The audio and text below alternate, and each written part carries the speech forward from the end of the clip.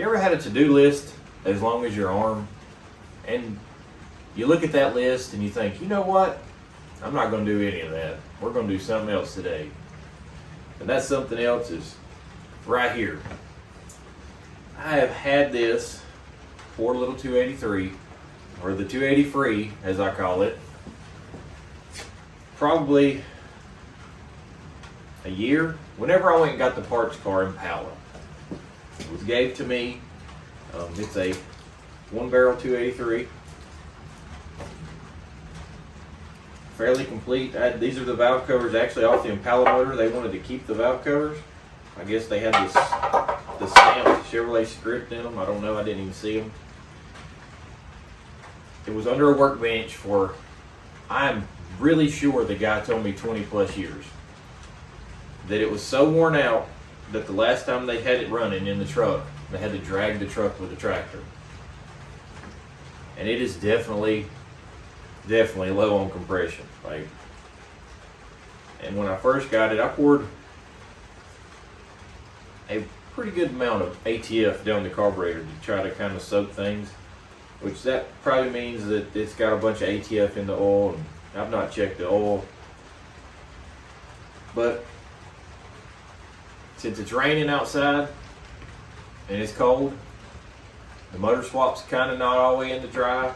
The heater core's not in the dry. I'm going to save this block sanding on the S10 for my kid. I don't want to take all the fun, you know. So I believe that's what we're going to do today. Let's see if we can get this thing to run without having to go get much of anything from the parts store. I'm pretty sure I got to use set of spark plugs. I know I've got a coil and ballast resistor over there that I had on the Impala.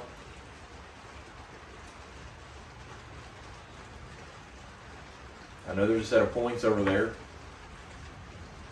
I even have a fuel pump if this one, you know, after 20 years decided to quit. There's actually a couple fuel pumps here. So if it and some valve cover gaskets. But if it were remotely run off a squirt bottle, then I'll put gaskets on it and we'll roll it outside. That way when it does catch on fire, I'm a little closer to the water hose and try to put it out. I'd rather not burn the shop down. But I'm going to run out and go steal some parts off the 250 6-cylinder. I need a starter.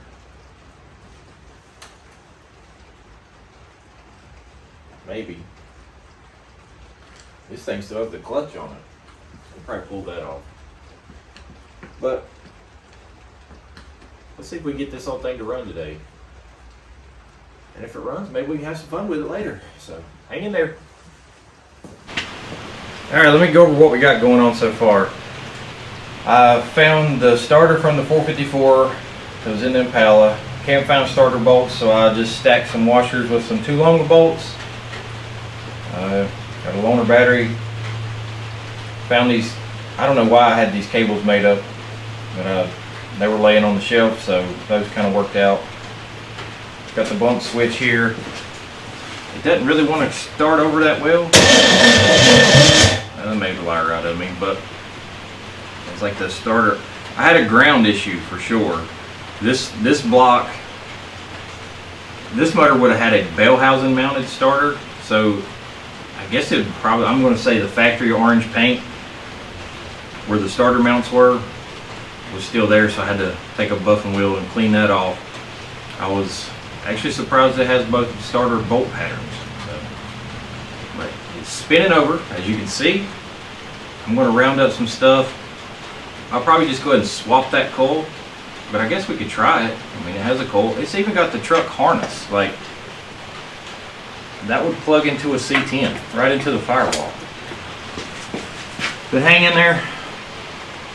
I'm going to see if we can struggle along here. I'm going to find my jumper.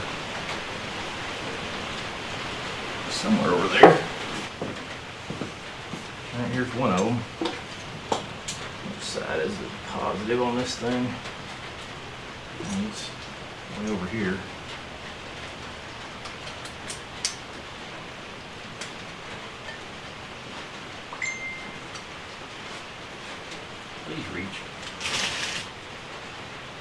Alright, so my test light's up there with the Impala. My test light's in the Impala because I was messing with it yesterday, so we'll just have to use a voltmeter. I may have ground issues. Alright, we got 12, a little over 12 volts going to the coil. Alright, it will ground to the manifold, so we're good there. My spark checker's up there too. Let me run up there and get that stuff. Right back.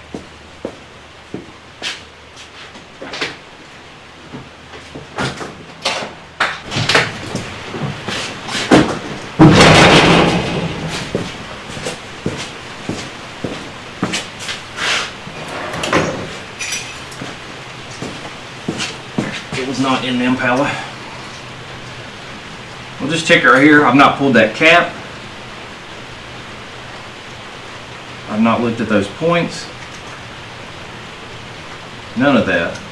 Let's just see by some chance of luck it has spark, which it does not. I hope that coil probably melt something down. Alright, now I do have another coil. So before you even open the cap, let's just try the other coil and see what happens. I probably could have checked the compression on this thing, but good Lord, the wire's stuck to it.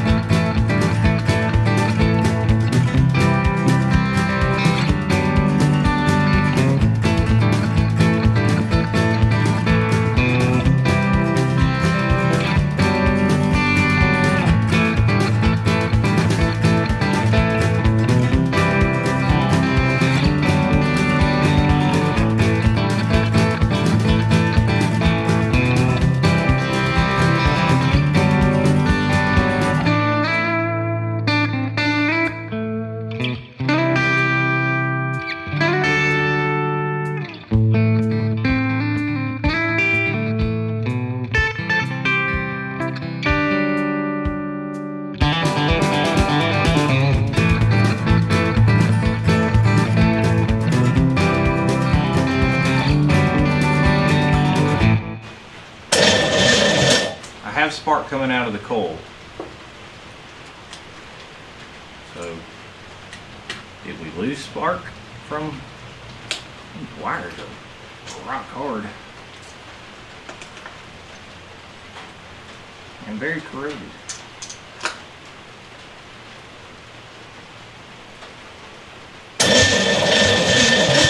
Alright, nothing coming out of the cap. We have it going to the distributor.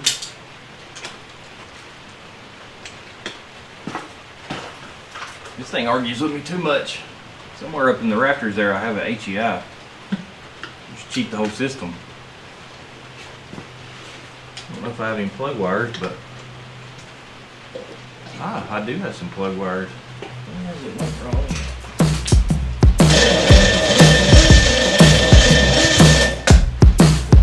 I think we have.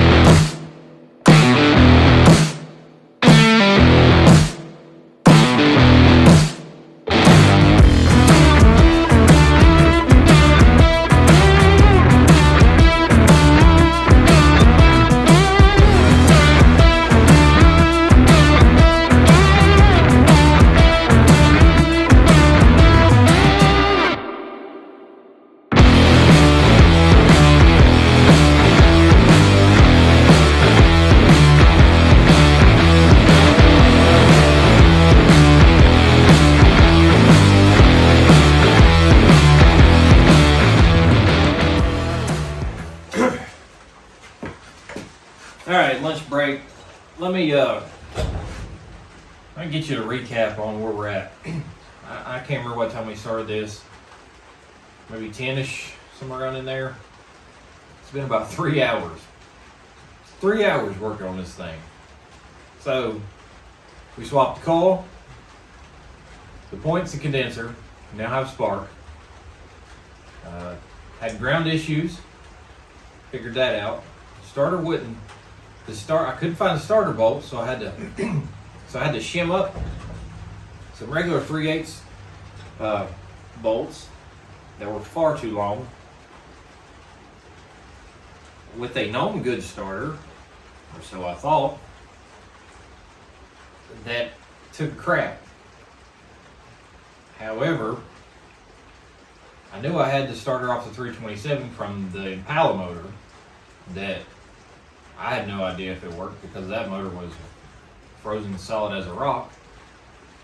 So I dug it out, checked it here in the floor. Bendix kicks out, armature spins. So go to stick it on the motor. That's a 153 tooth, 168 flywheel and a 153 tooth. That starter's got the different casting on the end, so it wouldn't fit the big flywheel. So I was like, oh, I got a small flywheel from the Impala 327. So I had to go find that. Then I had to change one of the bolts, put it on here. It was the same way, but the Bendix was sticking into the flywheel. Now I don't know if that was the same problem as that or not. With the big block starter, I didn't notice that, but I just happened to look at it on this one. So I was like, oh, let me shim it. 20 minutes of looking for this pack of shims that I knew I had. Found the shims. So now I've shimmed a starter way further down than I've ever shimmed a starter before. And it seems to spin a little quicker. But, you know, also remember that this motor would have had a Bellhausen mounted starter. The starter pad had never had bolts in it. Like there was a paint up in it that I know of. Like I had to clean the paint off to get the contact, a ground, you know, good solid ground. So I feel like I'm watching a Mortke video. It's the starter swap and the flywheel swap, and then when I went to pull the flywheel off, I wondered what my socket wouldn't fit the bolts. Well, the clutch had been riding into the flywheel bolts for who knows how long. They're flat. I don't know if you can see that, but and then the head of the bolt have a big groove in it, you know, from where the springs were rubbing. I mean, it didn't have the clutch disc in backwards. Something was bad. I know one thing. I'll never do another one of these on this cradle thing. Doing the 6-cylinder, hanging it off the cherry picker, ooh, that was so much better. Matter of fact, this thing may roll outside and I hang it from the cherry picker. But, till I do that, we know we have a starter. I went and grabbed the battery out of the Impala because my charger's at work. So, and I dug out my squirt bottle. I still need to mix me up some sauce. If I have 2-cycle oil, then I'll pour it in there. If I don't, well, it just gets regular gas. If anything, I'll just keep spraying the ether with it. We'll figure something out. So, let's I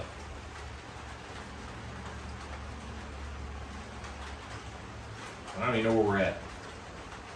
But speaking of a Mortke video, as I sat here and looked at this mess, I thought, I know what I'm doing wrong. I needed a drink. It ain't no hams. So, what does he call it? A sandwich. So, maybe Mortke will bless me with this here sandwich of the Mexican variety. As soon as I finish this, we'll see if this thing will remotely come alive. Fingers crossed, and stay tuned.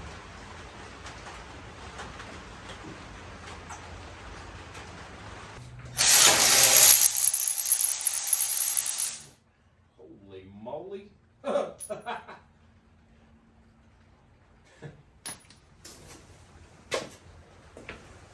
Let me just get you in on this.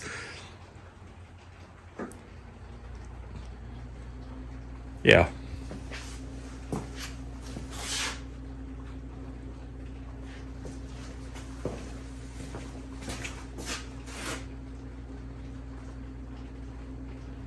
So it's gasket, seat, 1/2 inch reach, spark plug.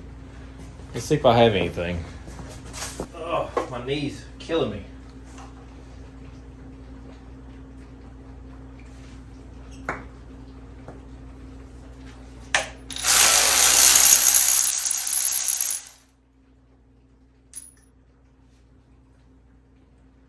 Put them in order.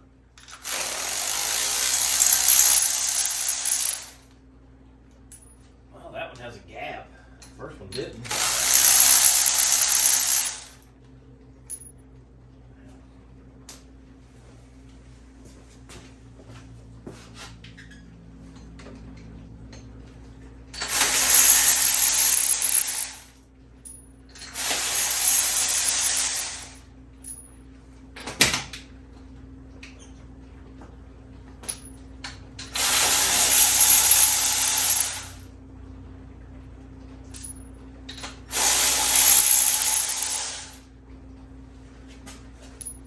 That would look pretty rough.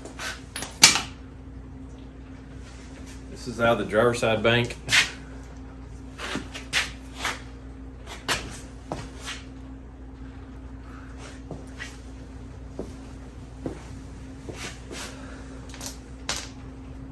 I definitely don't have any of those laying around.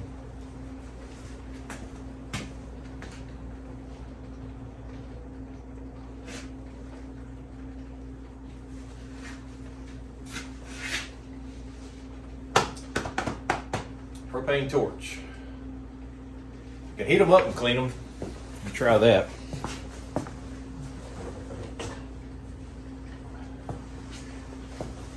You heat them up red hot. You hit them with the wire wheel. Sometimes they come clean. Before I do that, I'm starting to create a mess. Let's check the compression if I can find a compression tester.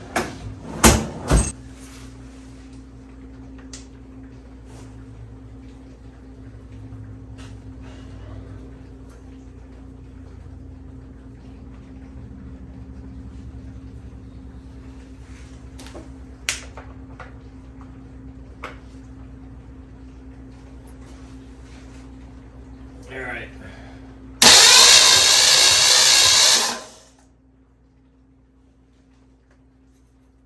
That did not move. So unless I got something wrong here.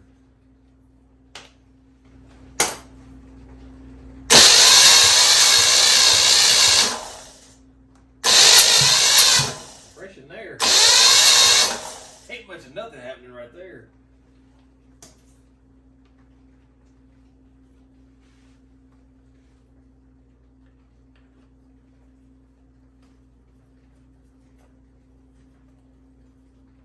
Still don't know what to do with that starter.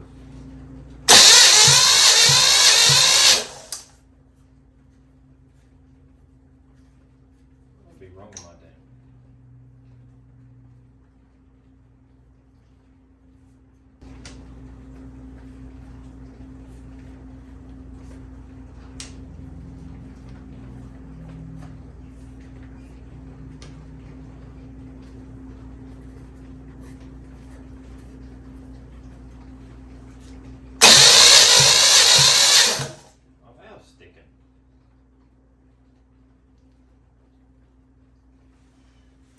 I think I got some junk. I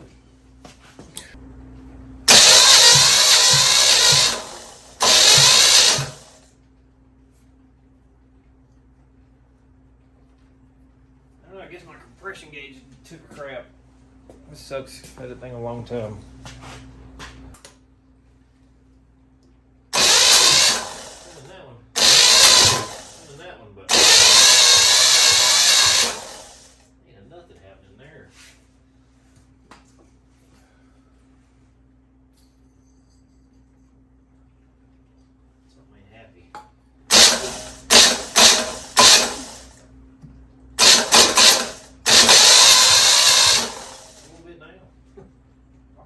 Junk coming out of there. hose them all down and clean the plugs.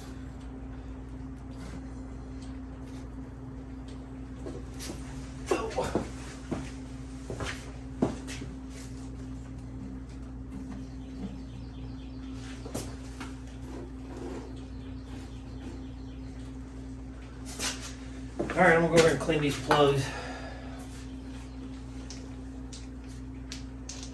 Hopefully this works.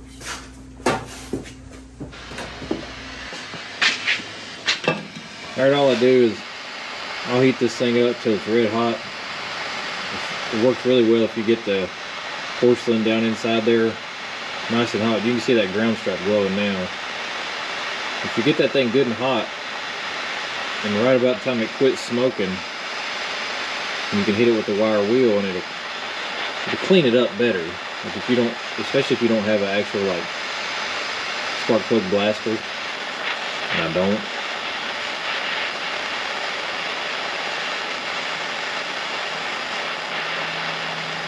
It takes a minute. Now if you got a bigger torch, then yeah, like a small oxygen acetylene type setup, something hotter, or MAP gas would probably be much better too, but all I have is this regular camping propane stuff.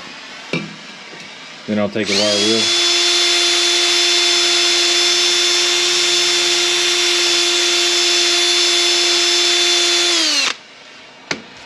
And it's cleaner. Is it 100%? No, but it's better than what we had. We're gonna keep trying to get this junk to run, so stay tuned.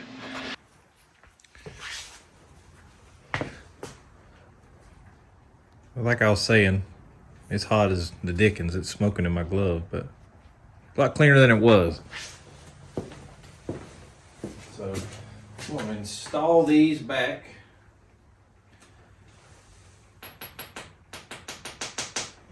A lot of times it'll cook the carbon up out of the inside there too. Like this one, it's just falling out. But run these back in here.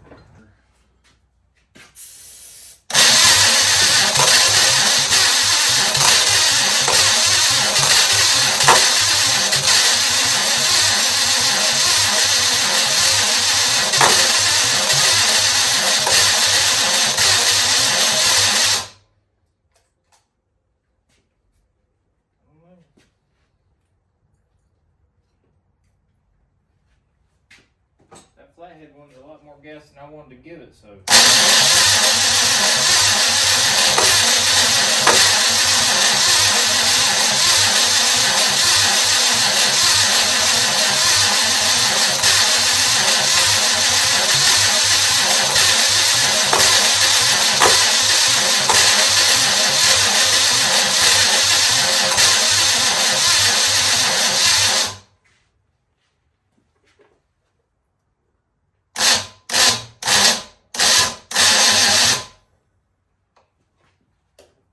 is staying stuck in the Bendix is staying stuck in the flywheel.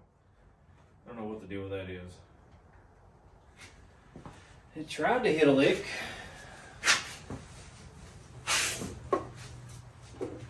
Am I flooding it? Not enough spark.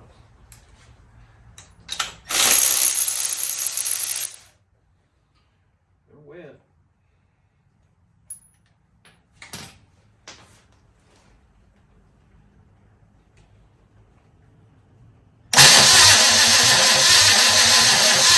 Ain't no compression in that hole.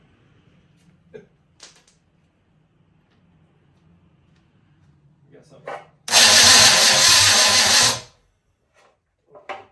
We're pumping oil though.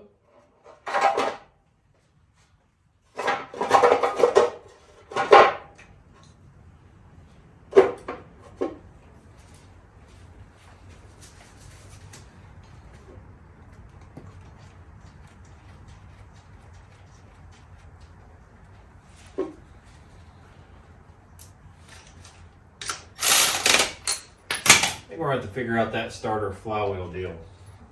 Let's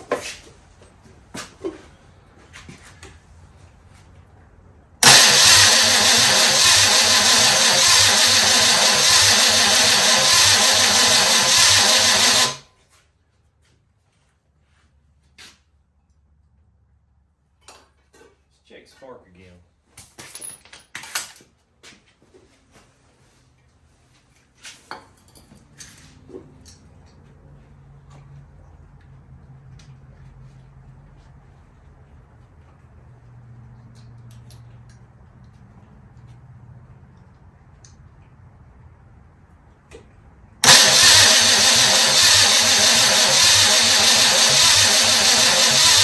It only has it every now and again.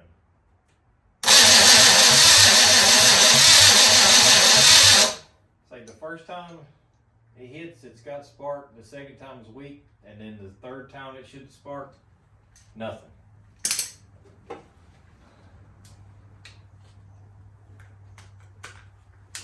And that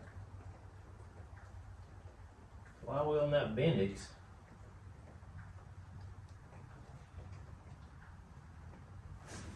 I don't know what to say about that. Alright, I'm gonna, if I can find a set of HEI wires, then I'm gonna swap this this distributor out. Just swap the whole thing. Somewhere I'm losing spark. It may be the wires, maybe the cap, the rotor. Somewhere I'm losing it. I really don't want to swap it, but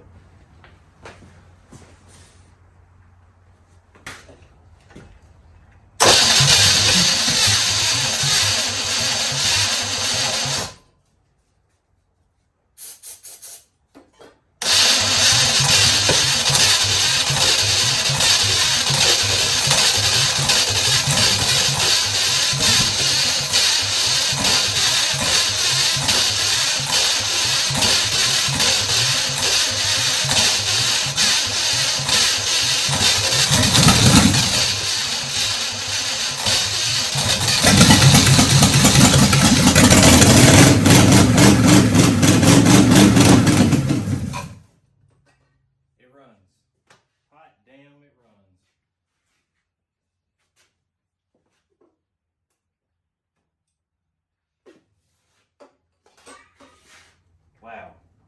I can open the door.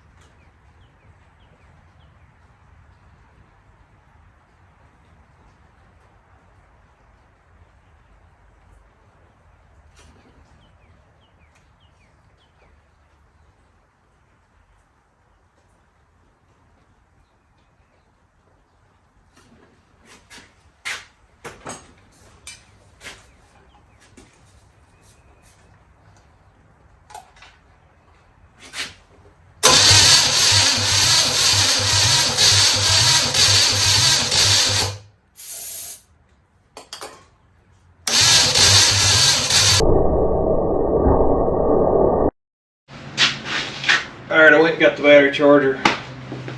I'm gonna go ahead and put this thing up on 50 amps.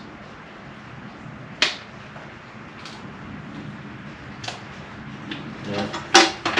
I hate that battery charger. It's a smart charger, and I've had it 10 years, and I really don't know how I've not thrown it out in the yard yet.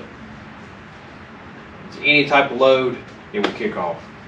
I really need me one of them Sears and Roebucks or whatever from 1980. When you turn it on, the dang lights dim. Something that'll start this junk. That thing is terrible. All right, anyway, ran over. It's been charging for a few minutes. It may help it. This little ignition switch here that I stepped on and broke the clamp. Great. It still works. Move my harness out of the way.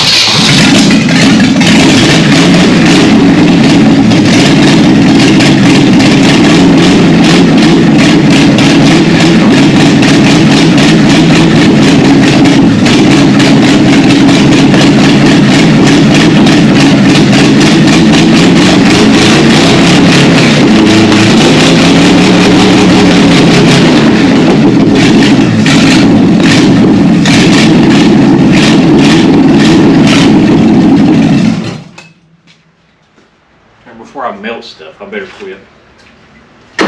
Alright, it runs. That is good enough for me.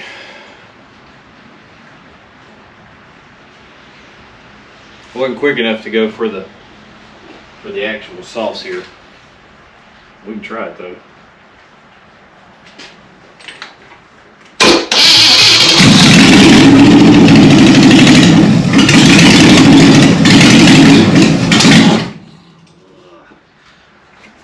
Wee bit of fire. Let's crank that over.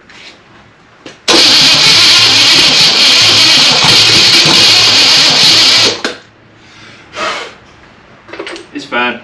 Don't worry.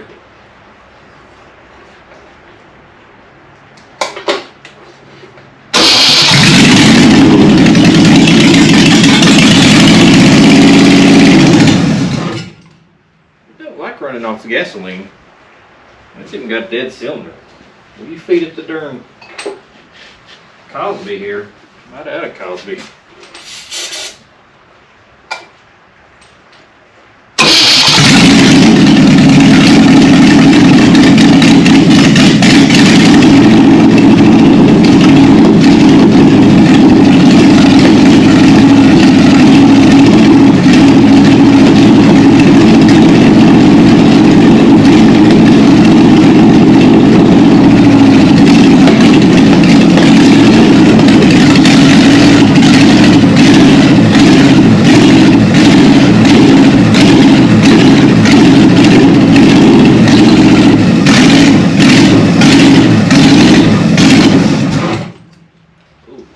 Take more of that.